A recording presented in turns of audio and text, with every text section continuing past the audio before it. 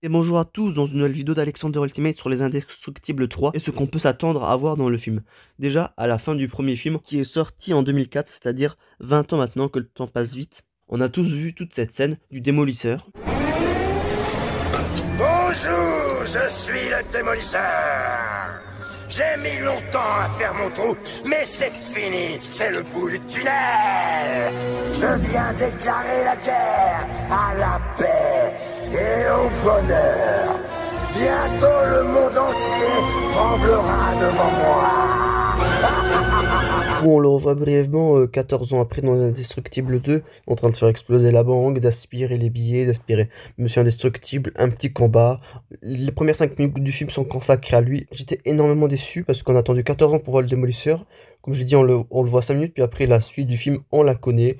L'intrigue, elle est bien, mais en soi, c'est le film d'animation que j'attendais le plus.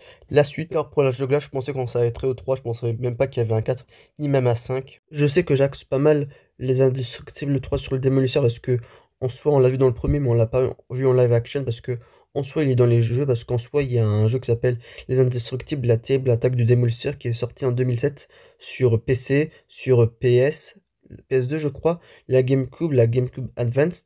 Et moi j'ai joué à la DS parce que du coup sur la DS c'est uniquement qu'en 2D donc en soi l'aspect était un petit peu différent mais il y a une base, il y a une histoire qui était déjà faite pour ça. Ça serait peut-être un peu nul pour certains de faire de répéter une histoire redondante au niveau des jeux, de l'adapter en live action, mais j'avoue moi je voudrais clairement le voir parce qu'en soi déjà de un j'ai pas fini le jeu et de 2 ça serait bien de finir l'intrigue au niveau du démolisseur qu'on a eu dans le premier film.